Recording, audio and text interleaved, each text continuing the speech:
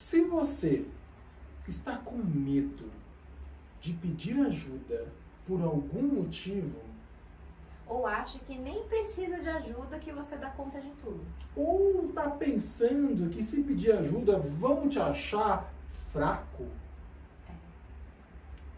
este é o vídeo que você precisa assistir agora, até o final.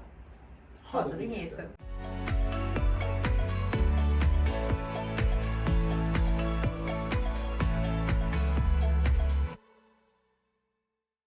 Olá, sejam todos muito bem-vindos e bem-vindas ao canal Coragem para habitar, Canal Leve, descontraído divertido. e que fala de temas nem sempre tão leves assim. Eu sou o Célio Mota E eu sou Flávia Risatsu. e hoje a gente vai falar sobre medo, certo? Medo, aquele medo da gente pedir ajuda. Talvez você nem reconheça como medo, né? Pode ser que você não diga que você tem medo de pedir ajuda, mas talvez você pense que não precisa. Se a gente pensar na estrutura do medo, ele é aquela sensação que causa um... Opa, peraí, tem que ficar em alerta, eu preciso ficar um pouco mais atento. Mas será que você realmente precisa ficar atento a todo momento? Será que isso é saudável para a sua vida? Ou será que isso é uma recorrência que você nunca parou para prestar atenção? E o medo de perceber no corpo mesmo, né? Geralmente tá aqui, né? Ó, aqui no começo aqui do estômago, você começa a sentir uma insegurança, né? Porque o medo não é necessariamente aquilo que apavora de uma forma desesperadora, mas pode ser também aquilo que te deixa um pouco inseguro. Se eu pedir ajuda ali, vão achar que eu sou fraco. E esse medo, muitas vezes, ele vem com essa questão do julgar. Só que esse julgar não é do outro. Se você parar para analisar, você já está se julgando antes mesmo de o outro te julgar. Maravilhosa análise, sério. É isso mesmo. Então, quanto de coisas que a gente deixa de fazer porque a gente tá pensando que o outro vai achar aquilo ali. Uhum. Esse é o primeiro ponto. Indo por essa linha de raciocínio que a Flávia acabou de explicar, vamos aos exemplos, que a gente gosta de exemplificar para ficar mais fácil e mais tátil para vocês pensarem, olharem, observarem e até mudarem o comportamento padrão de vocês. Quando você sente medo, por exemplo, vamos imaginar que a Flávia e eu vamos gravar, sei lá em Nova York. Ai, quero. Legal, né? Vamos lá gravar em Nova York, em Quando frente acabar aí, a pandemia. quando acabar a pandemia, em frente à Estátua da Liberdade, tá? Somos corajosos, viemos aqui e tá tudo certo. Mas se a gente começar a pensar, Mas será? E se o pessoal não gostar da gente? E se não der certo? E se tiver nevando? E se chover? Sei lá, a gente vai gravar lá. Por que não grava aqui mesmo? É melhor. vocês já estão se escondendo, vocês já estão se bloqueando e vocês já estão se boicotando. Agora, o que isso agrega na vida? Nada. E se não agrega nada, vale a pena continuar? Vale a pena você ficar fomentando medo dentro de você para você se boicotar e não fazer algo que talvez vai ser surpreendente, vai ser maravilhoso? Só que isso é um lado positivo, né? Nós demos um exemplo agora, se a gente fosse para Nova York e falasse, ok, mas e agora? No meio de um caos, vamos imaginar, se você mora sozinha e você está passando mal, você não pede ajuda? Pois é, ou então você só pode pedir ajuda quando já ultrapassou o limite, quando já não tem mais jeito. E aí você ou tá muito doente, né, de passar mal mesmo e pedir ajuda pra alguém, no caso se você mora sozinho, ou até pra outras coisas do dia a dia, de achar assim, Ai, mas é só ter ir até a farmácia. É só fazer. Eu tô doente, mas eu vou na farmácia. Eu não vou pedir pra minha vizinha, pro meu namorado fazer isso. Imagina, é só ter ali, é uma bobagem. E a questão muitas vezes não é a ação em si, a atitude em si que você vai fazer, mas é o seu limite. Se aquilo você está disponível para fazer aquilo emocionalmente falando, se você está com estrutura. Pode ser porque você está doente, fisicamente falando, ou não. Quanto que você se percebe o seu emocional, o seu limite emocional, que é uma tarefa, né, sério, diária. A cada segundo você se perceber, tá bom, eu posso fazer, mas eu estou cansada.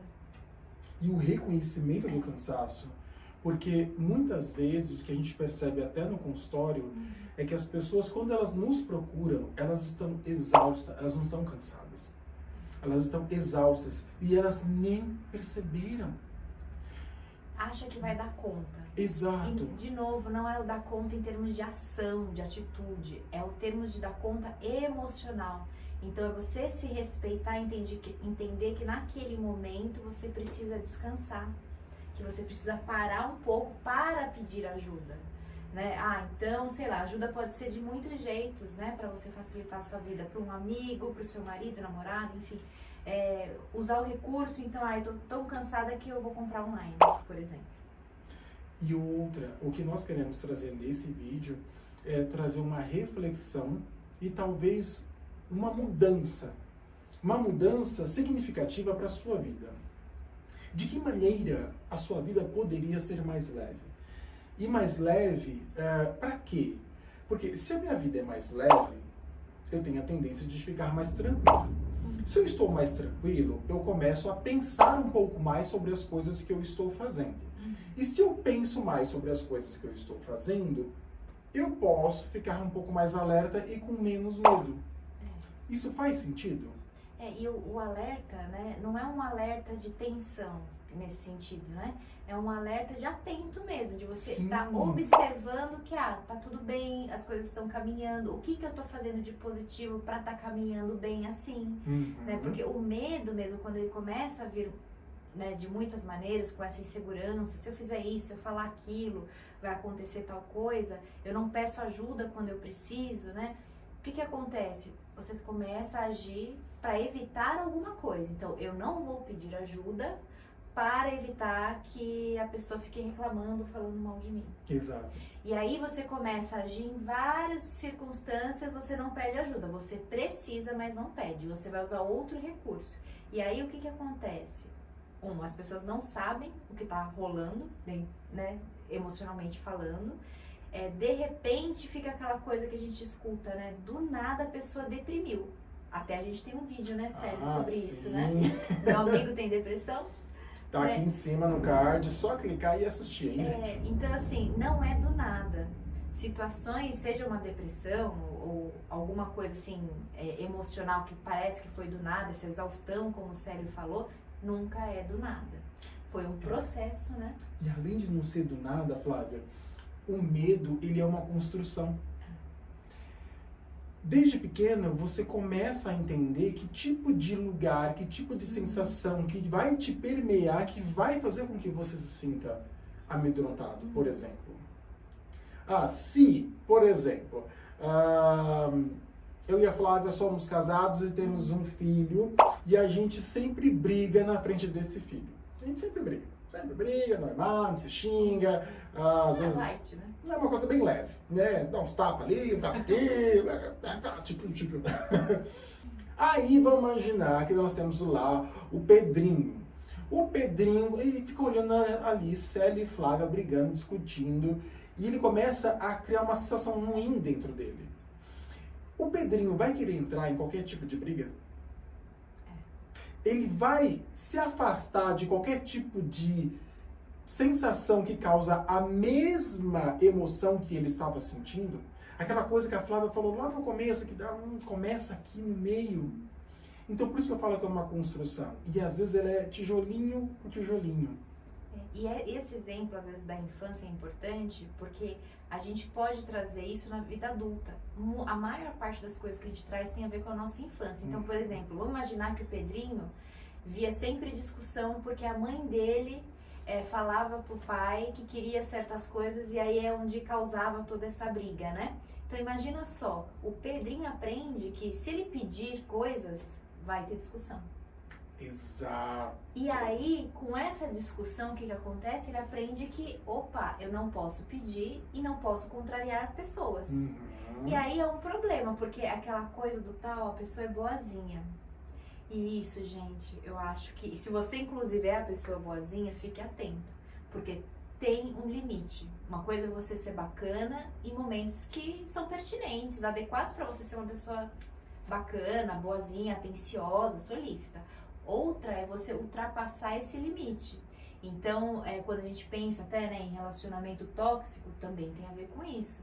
Porque a pessoa vai permitindo, entra no estado de permissão para que certas coisas aconteçam. Inclusive tem um vídeo, outro vídeo, tá aqui no card, que a gente fala sobre relacionamento abusivo. Sim. Quantas mulheres e também alguns homens não são vítimas de um relacionamento abusivo? E o que a gente vem fazendo com isso? Eu tenho medo de terminar, porque se eu terminar, ela pode acabar com a minha vida, ela pode falar sobre as minhas coisas, ou se eu vou ficar sozinho. Eu vou ficar sozinho, tenho medo de ficar sozinho, tenho medo de apanhar, que é o pior ainda. Tenho medo de apanhar. Então, o medo, gente, ele tem um lado positivo também, que é o lado que nós vamos falar agora. Tudo que a gente acabou de dizer é tudo aquilo que traz e atrasa a sua vida. Atrasa a sua vida, atrasa a sua paz e não te deixa viver de uma forma tranquila e gostosa e leve. Porém, o medo, ele também tem uma parte boa, que é, ele te ajuda a se prevenir de algumas situações que você já sabe que podem dar errado. Então, assim, até certo ponto, ele é saudável. Então, opa, se eu fizer isso, então, né, um exemplo mais bobo, mas assim... Se eu atravessar a rua na Vida Paulista com farol verde, a chance de acontecer algo ruim é maior, não é? E aí você fica com medo e não atravessa quando tá cheio de carros ali. Esse é um exemplo, mas o medo que a gente está se referindo aqui é aquele medo exagerado, aquele medo assim, exagerado no sentido assim, você começa a agir para evitar que algo ruim aconteça em vários campos. E aí na hora que você entra isso, então se a gente for imaginar o Pedrinho mesmo, ele começa a não entrar em brigas. Então ele sempre aparentemente está bem com todo mundo. Ele sempre parece estar muito bem, mas na verdade ele não está. O rosto, a expressão, as ações até pode dizer. Só que ele fica sobrecarregado porque todo mundo fica pedindo ajuda para ele. Ele mesmo nunca pede ajuda e como ele nunca pede ajuda, o que acontece? Ninguém pergunta para ele se ele precisa de alguma coisa. Porque ele sempre é o que tá bem, ele é o que tá forte, né? Então assim, até para reconstruir nisso, essa questão do medo de pedir ajuda, tem a ver que o não pedir ajuda pode ser que você seja considerado uma pessoa forte, mas não quer dizer que isso seja algo positivo. E aí é um ponto que você deve pensar. Que tipo de medo que você está utilizando? Você está usando o medo para se esquivar, se proteger, de um lado, de uma certa forma até positiva, ou você está usando o medo como uma ferramenta de sobrevivência? E um bom exemplo agora para conectar tudo isso que a gente acabou de dizer, vamos pegar o Pedrinho de novo? Pode ser? Vamos imaginar que Pedrinho viveu com essa família aí, com esses pais que brigavam o tempo inteiro, que respondiam, que se maltratavam. Aí o Pedrinho, ele ficou com receio de ter essa mesma vida para ele, quando ele crescesse. E ele cresceu. E agora que ele é adulto, ele é mais polido, ele é mais educado, ele é mais empático com outras pessoas. Mas não é aquele Pedrinho que a gente citou agora há pouco, que a Flávia até comentou, que é aquele Pedrinho que se deixa levar, que é o bonzinho que deixa se levar por todo mundo. Não é isso. Mas ele está não só se esquivando, né, de um problema, ele aprendeu a se moldar dentro do próprio medo. Porque o medo de entrar em conflito, sei lá, com a atual esposa dele, ou o atual namorado, tanto faz, ou com um colega, com um chefe, enfim, com qualquer pessoa, ele entende que ele não quer passar pela mesma experiência que ele viveu quando ele era pequeno. Esse é um medo saudável?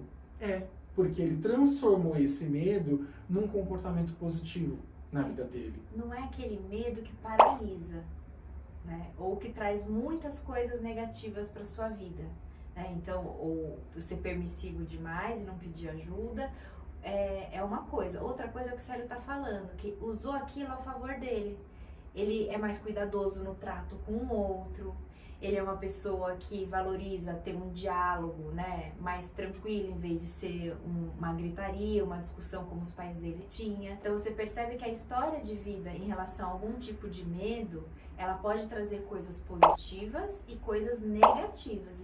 Então é importante você ficar atento o que essa insegurança ela está trazendo. É uma insegurança que está travando a sua vida, te paralisando de alguma forma, ou é uma insegurança saudável? Porque não tem como a gente não ficar inseguro e com medo nunca, a gente vai ficar. É normal, tudo Sim. bem. E tudo bem, às vezes, assim, ai, será que eu peço ajuda? Mas aí você avalia, você, puxa, mas eu realmente estou precisando, neste momento. Não precisa ser sempre, mas neste momento eu preciso de ajuda. Então, eu vou reconhecer para mim que eu preciso de ajuda e vou pedir de alguma maneira, seja para quem for. Vou procurar um recurso, porque isso, pedir ajuda também é um recurso. E mais do que um recurso, é você reconhecer-se como uma pessoa madura, evoluída, que entende as suas fraquezas e as suas limitações. E isso não tem problema algum se você for dessa maneira e agir desta maneira. Pelo contrário, você vai perceber que a sua vida vai ficar muito mais tranquila. O medo de pedir mesmo qualquer tipo de ajuda já é uma questão para você avaliar. Preciso mesmo de ajuda. Preciso. E assuma. Assuma pra você primeiro. Você não precisa espalhar a torta direita pro vento, pra colocar no Instagram, colocar no WhatsApp. Eita, eu tenho medo agora. Não. Mas reconheça que existe o medo e que tudo bem ele existir. Basta você ser corajoso, como a Flávia colocou, para você ter uma vida melhor e muito mais bonita daqui para frente. Então, se você gostou do vídeo, obrigado por ter chegado até aqui. Então, agora ative as notificações, se inscreva no canal, compartilhe, indique, comente, seja corajoso e vem com a gente. Até breve. Até mais. Não daria certo. Não.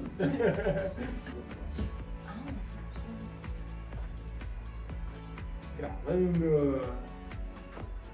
Tá gravando? Só ter certeza, tá assim. É igual eu, né? Quando eu tranco o carro, depois eu tranco de novo, depois eu tranco de novo.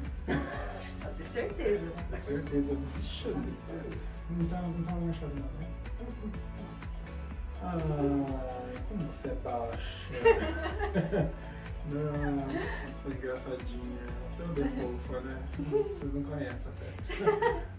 Corta. E Esse sotaque carioca se corta. para de me punir. Ó, nossa.